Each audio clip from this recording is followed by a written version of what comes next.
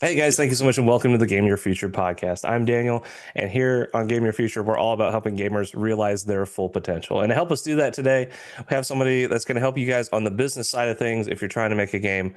And I'm so happy to have him on. So he goes by Al, and Al has worked with Games Workshop. He's worked with multiple game companies and big in the board game TTRPG kind of space. And really happy to have him on. So Al, thank you so much and welcome. Hi Daniel, thanks for having me. I think you may have oversold it a little bit. I'm going to see if I can live up to the. I need to make sure I've got enough sizzle to go with the steak. Anyway, how are Absolutely. you? No, what we talked about a little bit beforehand, I think there's a lot of cool stuff that you're doing just around the tabletop RPGs and about, especially on the business side of things. And so before we get into it, as far as what it is that you've done, like tell us a little bit about your gamer background. Like how did you get into games and what kind of games do you prefer? Okay, cool. I'm quite old, and I started gaming when I was 11 or 12 years old, and I started off in a bit of a weird way because I started off with RuneQuest rather than D&D. And my tabletop gaming started with Warhammer 40,000 around the time that the big book was first released. So I've got very fond memories of playing enormous games on the floor with hills that were made out of books and every miniature we possibly had that we could just throw together and make a terrible mess of. So yeah, been gaming for a really, really long time. I had a bit of a pause when I was about 16 to 17 when I discovered beer and girls, and then basically went back to my toy soldiers after that because it was nice to sort of like get a little bit of private space and room. Um, and I've been lucky enough to be involved with a number of gaming clubs. Started a few up that are still running around the country over here in the UK. And then, as you alluded to, I was fortunate enough to work for GW for a couple of years. Um, Collected useful names and people, a bit like Pokemon, so that when I decided I wanted to do my own thing, I was gonna, sort of like break out the old black book and phone a few people, which was very good. Um, they've gone on to be wildly successful since then. So they own companies like Mantic and Warlord Games. John Paul Brizigotti is amazing with his stuff over on Battlefront. So yeah, lots of really really lovely people who've been very generous with their time and their help. And generally speaking, I like to know how things work. So when somebody turned around to me and said, we're working on a game, we want to be using injection molded plastic. What do we need to do? I was really lucky. I could literally pick up the phone to three people who were directly placed to help out with me, and they kind of steered me in the right kind of direction. So, yeah, very fortunate. Big love of gaming.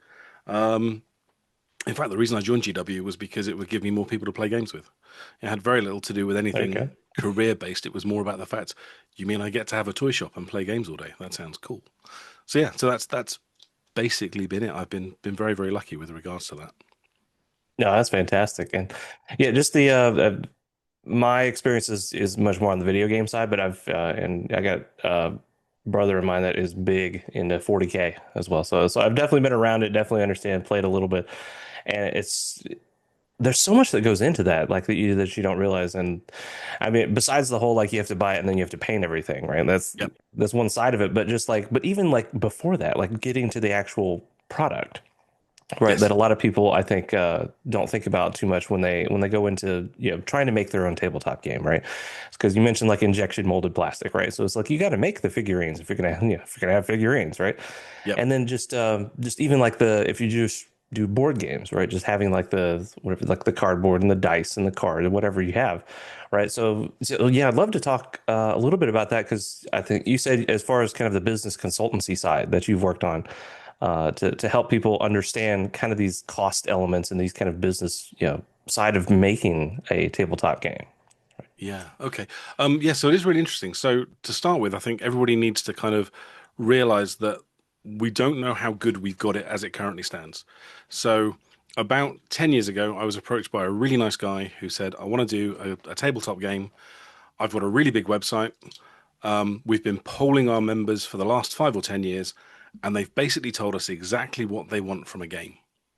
And I'm like, cool, okay, this is great. They've got a couple of 100,000 people who subscribe to them, and they've been bombarding them with questions every so often and literally asking them the same couple of questions, but in a couple of different ways. So they knew that they wanted injection molded plastic. They knew they wanted small skirmish size bases. They had really good customer data. And then we both realized that we didn't know how to make injection molded plastic figures because it's quite hard. So I got some old 40k Marines, some old 40k figures, and we found a couple of really, really good manufacturing companies here in the UK who make plastics. And I can always remember going into one of them and meeting up with their sales director and giving him like a Chaos Space, not a Chaos Space Marine, a Space Marine Scout. And he looked at it and just had this look of complete amazement and wonder. Called in his technical guys and went, "Can we do this?" And the guy was like, "No, but can we keep it to have a look at it?" I'm like, "Yeah, okay."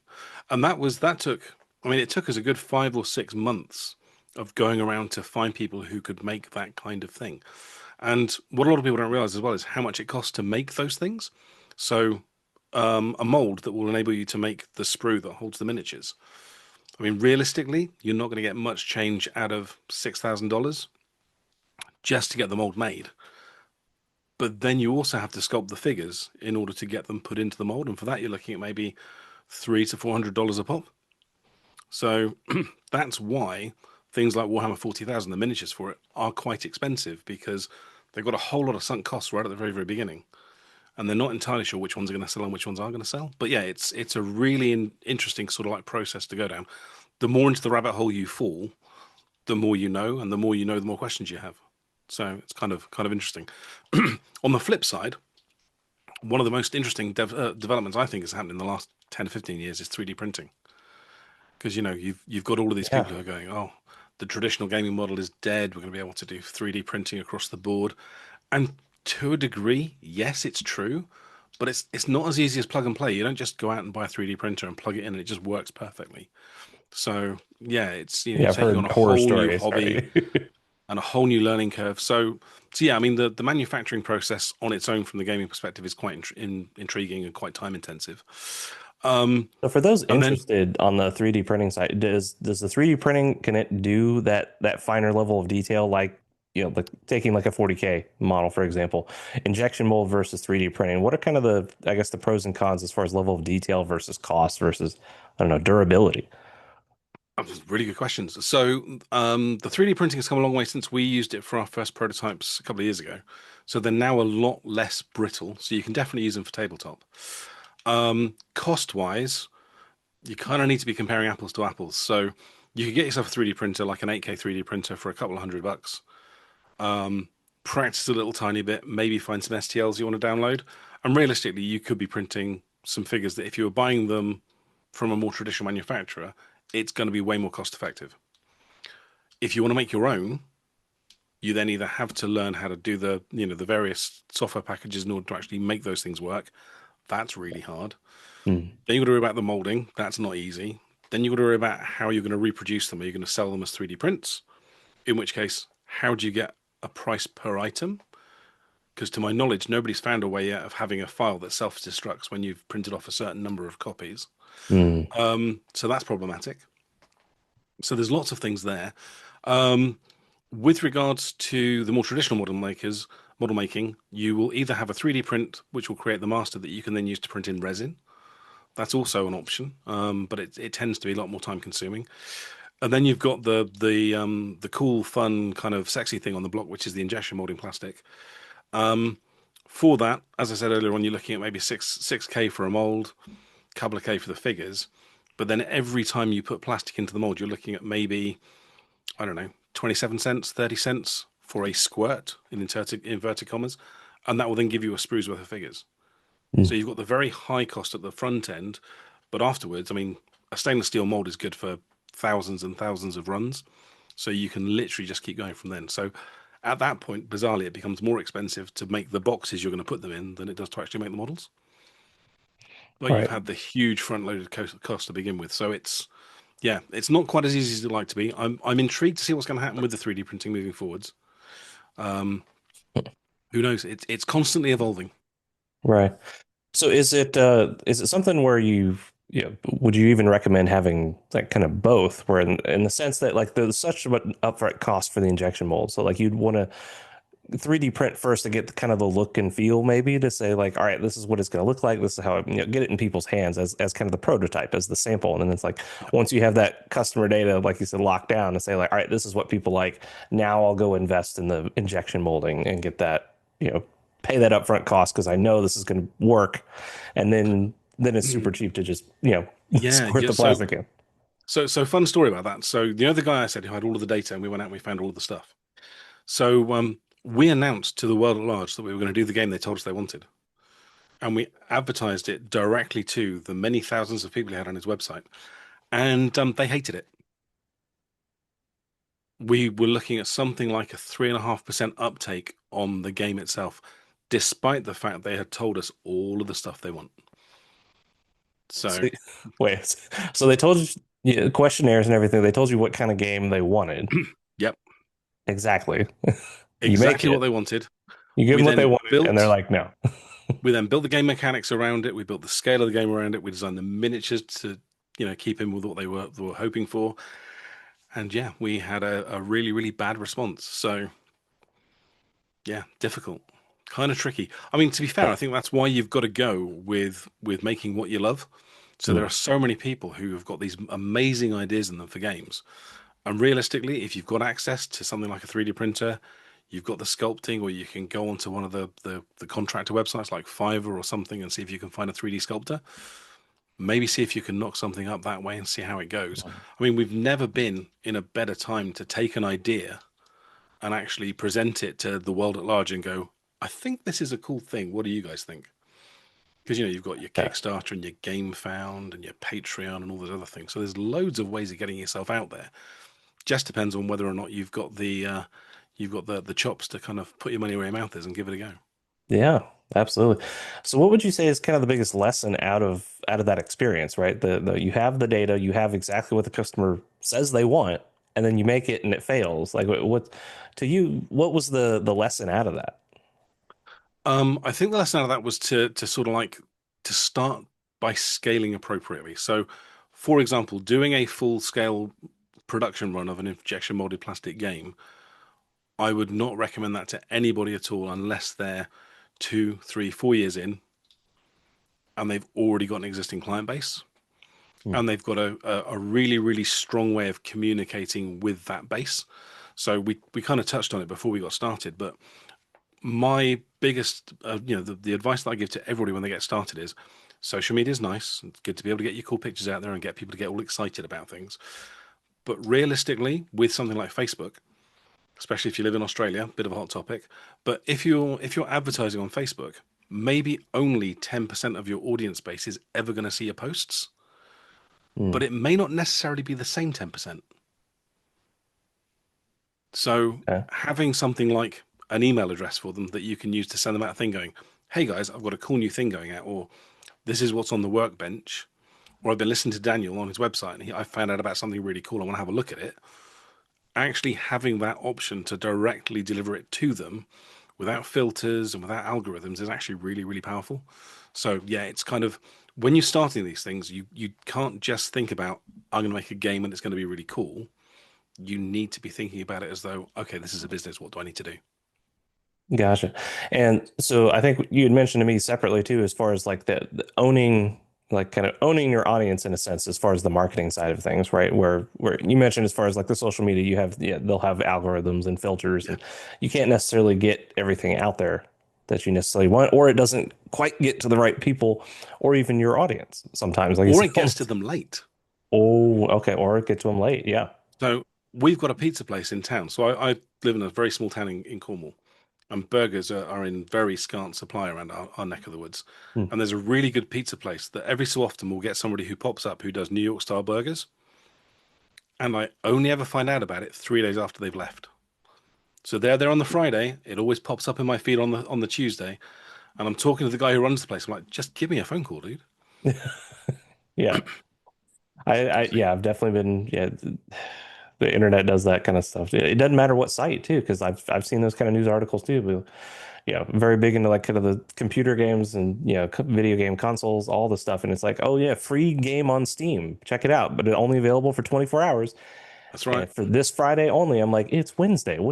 Why am I getting this now? Yeah. So, And that's the frustration. I mean, let's say you're running something on Kickstarter and you're going to do an early bird.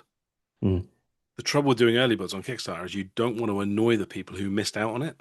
So if you know that you've got 1,200 people on your mailing list and you email them all 3 weeks out, save the date, maybe be cheeky, put it in their Google Calendar if you've got the Gmail account, Hmm. Gmail address, and just kind of like stack the deck in your favor. The number of people who are like, if I build it, they'll come. It's like, that works in a Kevin Costner film, dude, but it ain't gonna work in the real life, in the real world. So you kind of almost need to be putting as many different factors in your favor so that, every time they turn around, well, not every time they turn around, you don't want to be that guy, but you want to make sure they're going to get the chance to see what you're doing.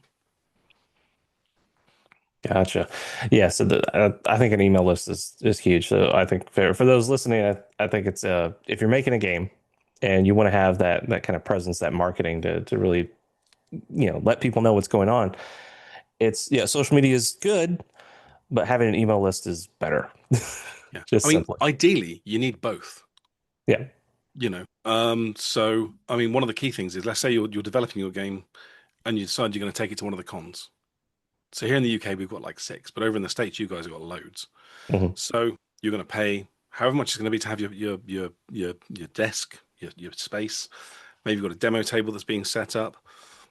The number of people who don't figure out a way of actually getting people's email addresses so they can keep in contact with them, it's really quite hard. And I don't know about you guys, but whenever I go to a con, normally it's like a 2 or 3 day thing. Yeah. I wander around, I get some leaflets, I maybe get some cool stuff. By the end of it, I mean, maybe it's my age. Like I said, I'm getting on a bit. I really struggle to remember like half of the cool things that I saw. Mm. Whereby, if you give me the option to give you my details, and then I suddenly get an email 3 weeks later on, and it's like, oh, I forgot about that. It's this crazy post-apocalyptic game with giant zombies and cars. Cool. No, that makes a lot of sense that's one of the things I do because you're right. When you go to cons, there's just so many things you can see and look at. I've yeah, I got in the habit of taking pictures. Of just like, like, hey, can I have a photo with this? And like, sometimes it's a selfie with the, whoever's, running the thing and just kind of like all the cool stuff. Cause like, how can you remember it all? But it's like pictures is, 1,000 words, right? So I'm Very like, oh, much. this and this and this and this.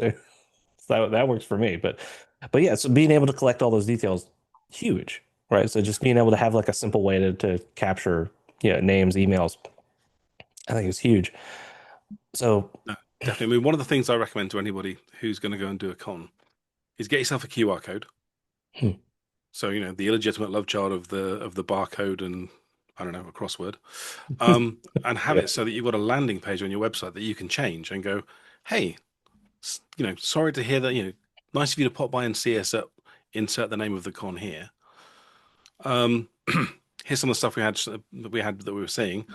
Here's our content to our newsletter. Come along on the journey. You're not selling anybody anything. yeah, just simply, find out more, right? Just Yeah, yeah, let us know your exactly. email and we'll put you on the newsletter so you can see all the cool stuff we're doing. Yeah, absolutely. Definitely. Just don't bombard them with stuff. Nobody wants to be that guy. Yeah. So in your experience, how much is too much? So like at what point is because like because you definitely have the people like if you've because I've been on some of these lists where it's like you get an email every day and you're like, what, why? Yes. I don't need every day. But is it something like every week, every month, every 2 weeks? Like, So I like to basically promise people. So I talk about a thing called a social contract with a lot of the people that I work with. So oh dear, excuse me. So if yeah. you sign up to my newsletter, I promise I will send you something maybe every 2 weeks, unless there is something really cool that happens. Mm, So I've got some cool new art from a concept artist, or there's a sculpt that's come in that I think is really interesting, or something's happening in the world of gaming and people are like talking about it, and I want to know what people are thinking. So if it's something really cool, then yep, I'll bang it out really, really quickly, probably with a oops, sorry, and just kind of see where they go from there. But it's more about kind of to put it on the business head. If you're sending something out that adds value, yes. If it's just noise and it's going to fill up somebody's inbox and it's just going to annoy them, probably not. In fact, no, yeah. not even probably not. Definitely not. So really it sounds like it's more the quality, the value of the content as opposed to just having some sort of cadence that like I said, it might just junk up their inbox. Yeah, I mean, it kind of depends. I mean, so for example, let's just say that you sign up to my newsletter and I'm going to give you access to the quick start rules. So you've given me the email address.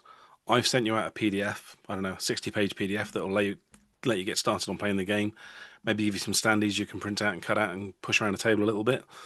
That's probably okay. So the next time I've got an update, like there's a new faction, if I were to send that out to you for free, that's probably not going to annoy too many people.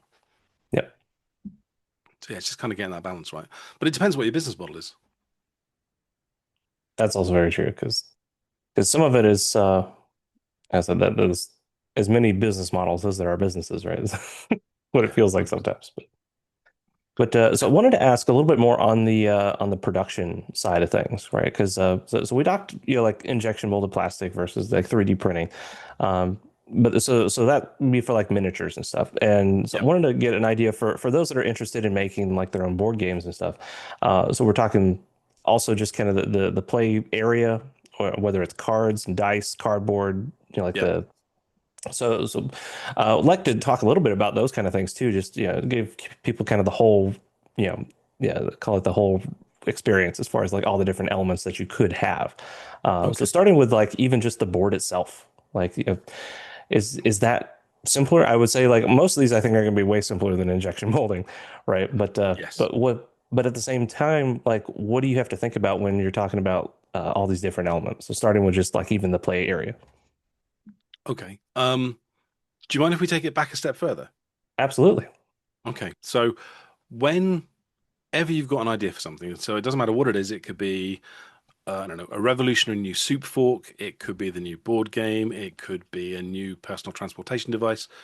What you kind of need to be thinking about is you need to be breaking it down into the categories that you get out of a Moscow analysis. So for people who don't know, Moscow is a really bad acronym because it doesn't use all the letters. So it starts off with M for must have, and those are the non-negotiable. This is what it has to have. Then we skip O, which is frustrating because there's probably some Okay. cool things you could put in the start with an O. And then you have the should have. So those are the things that you've got on your wish list that once you've established all of these are the things I must have in order for the game to work. And now the should haves are the things that I can bolt on top that are cool or fun or interesting or will let you do something really, really exciting with the stuff you must have. And then once you've gone through that particular list, then you've got the could haves, and that's where the C comes from. And those are like not quite the right or the left field things, but they're close. These are Mhm. like the really, really kind of niche, geeky little add-ons that you think, okay, this will really excite like 5 or 6 people out of 100, but we're going to do it. And then we Gotcha. miss O again because O suck apparently. Apparently. Um, and then the final one is, and it depends on who you're talking to about this one, but I like to have the W's as being will not have at this time. Hmm. So you literally sit down with a blank piece of paper and you jot down absolutely everything and then you kind of like shuffle it into areas. So for your board game, for example, the must-haves are almost definitely the box, the space that you're going to be playing on, so the playing area. And then it gets interesting because then you've got, well, you're going to have dice, so you're going to have spinners, you're going to have coins that you can toss, or you're going to have poker chips. Are you going to have a normal mat, which is made out of cardboard? Is it going to be thick cardboard or skinny cardboard? Is it going to be neoprene like you've got on your desktop? What Hmm. kind of stuff is it going to be? So when you're actually going through and you're trying to identify exactly what your game is going to be looking at, you've literally got to have almost like a shopping list of all of the things that you want to be saying. And then you go through it and you tick the box. Now, frustratingly, I'm probably going to get in trouble with my mate now called Andy. So Andy and I have been working on a game called Dr. Franken's Dice Monster Hunt. So basically, it's a dice rolling game, custom six-sided dice. You roll the dice like crazy. You have to build a monster. So you have to get the head, the body, and the legs. Roll, roll, roll, roll, roll. Great. The other symbols on the dice are a lightning bolt because you have to electrify your monster, otherwise it's not going to come to life. Okay. And then you've got the two other things that are other elements in the gameplay. So in order to make the game work for 4 players, you need 4 sets of 6 dice, a playing area, and that's about it. Those would be the must-haves, right? Yeah. Those are the must-haves. So imagine my horror when I'm pricing it up and I've gotten in contact with a lovely company called Wingo Games, and I've seen the spec list that's been sent through by Andy and Leo, and I'm like, why are there so many different dice on this? And they went, oh yeah, so we've added a couple of random factors. There's this and there's this and there's this and there's this. And I'm like, that's 24 extra dice. So Wow. we've got to pay for them. They cost additional money to ship. They take up more space in the box. Hmm. So all of a sudden, going from that must have to should have and to, could have, they've basically jumped ahead 3 areas. Now, I've got some friends who work in project management. And in order to wind them up, all I need to do now is phone them up and go, so that thing we're working on, I've had an idea. And you can almost hear sort of like the arteries sort of going, "Rrr," and the rage ensues. And they're like, what have you done now? It's like, no. So, if unless you're very fortunate, you have like an unlimited budget and you have a manufacturing thing in your town or your city, which might happen. Yeah, actually sticking really, really closely to the scope document that you've created is really, really important. So, yeah, Moscow must have, should have, could have, will not have at that time. And as long as you're coloring within those boxes, you should be okay. Should be. Should be. And I think part of that too is being very, I'll call it brutally honest with which category those fall in, right? Just to Yeah, say like, just because you like it a lot doesn't mean it's a must have. It's like, no, no, this is the workings of how the game works. Like, you can't play the game unless you have it. It's like, maybe it's a should, right? But yeah, 100%. you could include it, but let's be very clear about what it is, what category it goes in, because I'm sure there's a lot of people that would be like, well, I should have everything, right? Yeah, yeah, and that's the ideal. But realistically, if you're looking at something, so the other thing you have to remember when you're actually going through that process. So, for example, with the Dr. Frankenstein's game, in order for us to be able to sell it to a wholesaler, Hmm. we have to work backwards on our maths. So it's going to cost $25. So if we're going to sell that to a distributor, we need to be able to sell it to them for $8. Mm. Right, And because that they way have they to do can their sell it off marketing. into Yep. retail and everything else. But we want to make some money out of that thing as well. So by suddenly throwing in that 24 extra dice, our projected margins went from 100%, which is nice, Yeah, that's good. to about 13%, which is less Ooh. nice. Yeah, that's So you significant. Yeah. kind of need to have a really good handle on the kind of things you're doing. I mean, you come from a business background as well. So, I'm Yep. sure that you've been speaking to people who've had this brilliant idea and haven't really thought it all the way through. And all of a Right. sudden their And margin's gone slower, slower, slower, slower, gone. so yeah, my background, I come from supply chain, right? Supply management. Oh, wow. Okay. So you're the And wizard behind the curtain. so I'm the wizard, right? And so I'm the one that has to has to tell people to be like, oh, I got this really cool idea, and I'm like, all right, how much does it cost? And be like, well, I don't know. Like, "Ugh, all right, let me find out for you.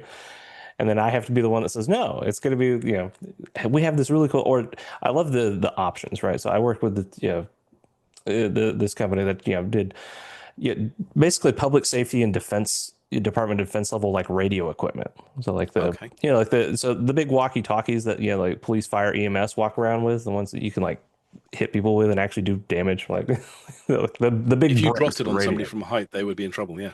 Yeah, so the big bricks of radios, they're very durable and they work very well. And there's a reason for that because they cost a lot, right? I mean, they have to work.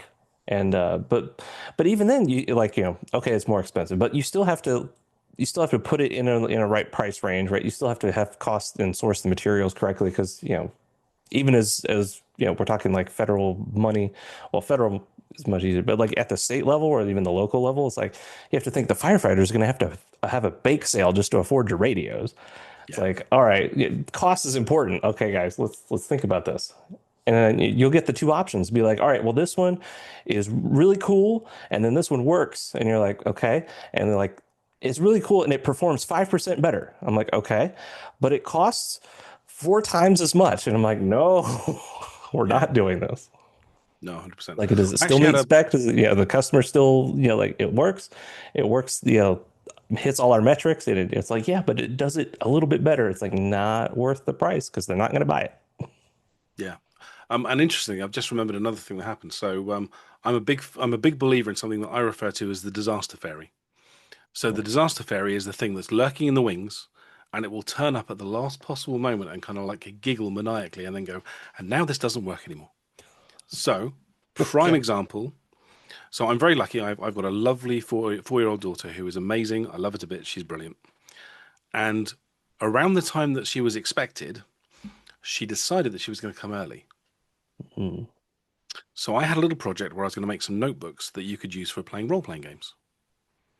60 pages, particular paperweight, everything was designed, put it onto Kickstarter because that way I didn't have to spend my own money, I could use somebody else's. That's another really cool thing, by the way. If you're going to be making a game, use somebody else's money. Really important. Um, so we've pre-ordered these things. They got a really good response, and I could basically ship 5 of them anywhere in the world for about £5, which is about $6. Yeah. Um, Now to ship them to Australia, which is a really long way away, it would cost slightly more, but to ship them to the UK would cost much less, so it would balance out. And I can remember being stood in the hospital car park, stood in front of a black car, trying to figure out why my key wasn't working. And actually, my car was like 4 rows over and 2 rows Oh down. no. And that should have been a sign that I should have basically resigned any decision making privileges I had and just gone, nope, not making any decisions today. That's a terrible idea. Anyway, one of the samples of the books turned up, and I'm looking at it. I'm like, it's really nice. I like it, but the paper's a bit flimsy. Mm. So without thinking about it, I broke my cardinal rule and I upgraded it, and I got a thicker weight of paper, and it was lovely until I had to post it. Now, the rule of unintended consequences came back and bit me somewhere you don't want to get bitten. And basically, the difference in weight between the original weight of the paper and the new weight of the paper meant that rather than being able to send them in the post as a large letter, which would have cost me £5, Mm. sending it to Australia was now going to cost me £27.50. Oh. Sending it to America was Mhm. going to cost about £19. So all of a sudden, all of my margin that had been carefully crafted and I'd done all of the maths was undone in one fell swoop. And I didn't realize it until I had 7,500 of them sitting on my table. Oof. And at that point, what are you going to do? So yeah, At it was that just point, one it's of those already things. done. Yeah. That's oh. Yeah. So I filed that under lessons to never forget. And whenever I'm going through my checklist, it's like, check postage. Mhm. I think that's an important, kind of rule for anybody, right? As far as like, there's a reason that we have, checklists. There's a reason they work, right? That's Yeah. talk about like airline travel, right? If flying, like the pilots go through like a very rigorous checklist literally every time the plane has to back out of the tar on the tarmac, to Yeah. get ready to fly. 100%. Like, they go through this checklist to be like, all right, because I mean, that one, like, you're flying a metal tube through the air, like people's lives are at stake. You better be doing it right. Yeah. So, And honestly, I still don't get. I get the flying because it sucks, and I get that, and that's cool. mm, But it feels like a loophole. I think sooner or later, somebody somewhere is going to go, "Hang on a minute, that probably shouldn't work." And then airplanes were fun while they lasted, but they won't be working anymore. yeah, exactly. So having that checklist, and so I think what's kind of the other important aspect of it is just understanding how much impact or how much change, one little change makes in terms of the overall product or price or margin, right? Yeah, Because you think about it, you're like, all right, again, the rule of cool, right? It's like, all right, well, this paper, it feels better, it looks cool, it's like this is going to be better, until you realize, well, it's 60 pages of that, which yep, increases the weight, which increases and now your yeah. shipping costs are And when we were outlandish. selling them in multiples of 5, it was actually 300 pages rather than just 60. So yeah, it Oh, really added up. oh man. So yeah, it's yeah, so unintended consequence. Excuse me. So and which you called it the disaster fairy, right? That's Yeah, yeah. Well, that's what I call her in polite company. I'm not going to tell you what I okay. call her just in case. So I think just having that kind of in the back of your mind and be like, yeah, yeah, it would be great if everything worked and everything was ideal and it worked perfectly, but understanding that, as the saying goes, things happen. Yes, yes. Stuff happens quite regularly. Stuff. Yeah. So just being able to be prepared and flexible, I think enough too. Just to say like, all right, well, if things happen, how can I mitigate? And then, like I said, kind of the checklist and making sure that you don't just make a decision on a whim, right? So Yep. really trying to explore the different decisions and how they impact different areas, right? Because so that's a great example, I think, for people to understand that, just simply changing the weight, the paper, how much that affects you downstream in terms of shipping costs to other countries, right? So, Yeah, very That's much so. And the other thing that I find really interesting is the fact that so I'm based in the UK. We were part of Europe.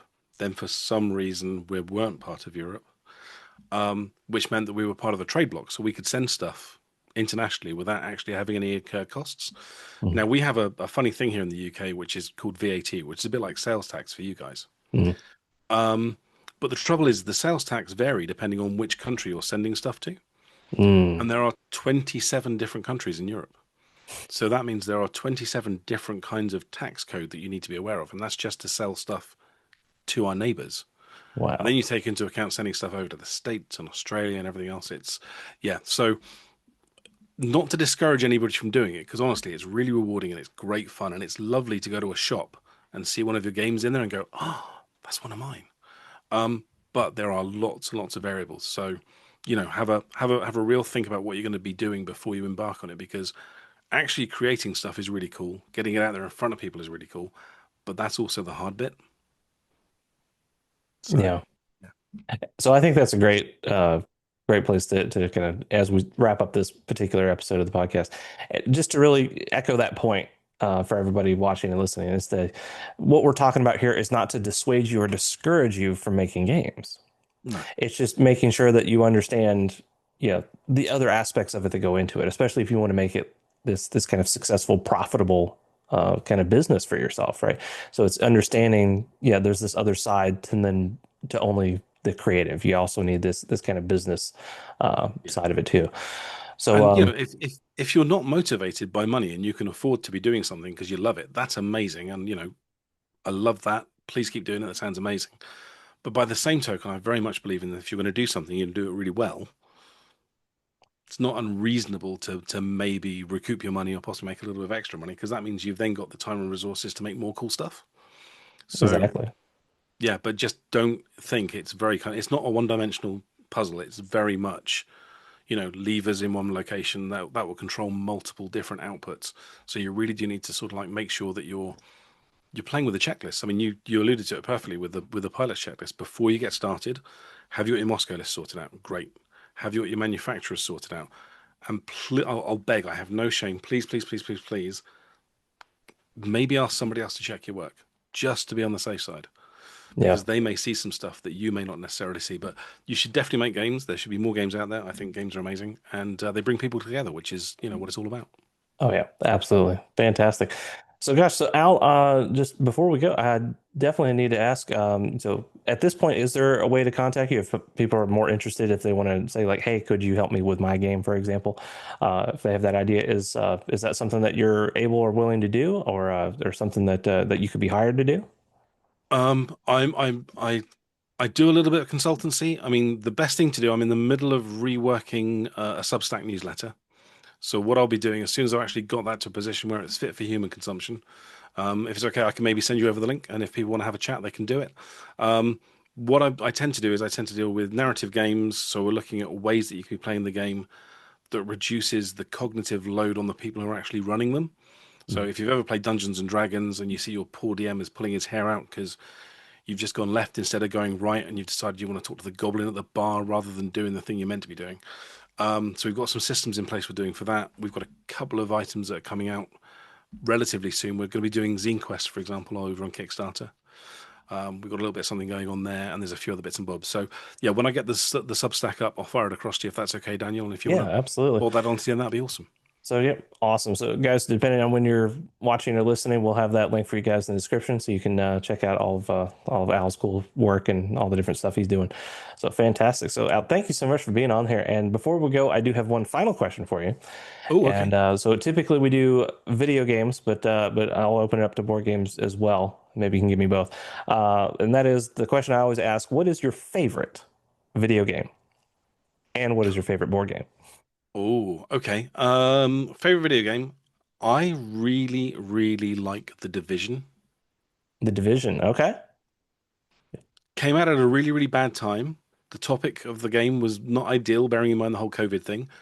But open sandbox world, lots of really cool stuff. Development scalable, playable with your mates, playable on your own. Ticks a lot of my boxes. And they're doing, apparently Division 3 is happening, so that's good news. Ah, there we go. And So there then you go. And board game. yeah, Ooh. board game. So there was a really, really weird board game that was a German board game. German board games are always the best. And it was called Ursup, which is basically amoeba, I think. And you had to evolve. And a part of the game was you basically had to consume three different color boards, cubes per turn, Yep. and then you would excrete two different color pieces, and you had to evolve throughout the game by getting bigger and bigger and bigger by eating more and more stuff. And it was completely bonkers and really, really good fun. Kind of a beer and pizza game. So yeah, Okay. big fan of Earth Soup. It was really good fun. All right. That's good. That sounds a lot like if you heard of the game Spore on Yeah, do PC. you know what? I think it might be something like that. Yeah, Yeah, that's what it reminded me of. I'm like, all right, like the first, kind of half or whatever of Spore kind of felt like that, right? It's like you're just the little amoeba and you gotta like eat things and then you you got to go evolve around and and you eat can, things. yeah, you Yeah, there attach was like an a auto win. If thing. you evolved efficient digestion and tentacles and teeth, you could basically latch onto somebody else's amoeba and just eat them. Which, in hindsight, probably a bit of an oversight, but quite good Yeah, fun. overpowered. So that's Yeah, and that could be a whole nother topic for a whole nother episode as far as like you're making sure that you're not, over tuning, under turning certain things, right? Now this is overpowered versus it. yeah, So definitely. so fantastic. So I'll ask for those in the comments, those watching, like, yeah, let me know if you liked what we talked about with Al, and if we want to go deeper on any of these topics, right? If it's on the business side or even more on the creative side, like how do you not make overpowered, mechanics or characters? So definitely a lot of fun that we could do there and explore. So gosh, thank you so much, Al. Thank you so much for being here. This has been fantastic. So any final words for the viewers? No, no, not at all. I mean, just keep having fun, guys. Find some new games, and if you put any fun games that you found in the comments for Daniel, I'll check it out, and who knows, maybe I'll find my new favorite game. There you go. Awesome. Well, guys, thank you so much for watching. Thank you so much for listening. And remember, stay awesome, and I'll see you in the next one.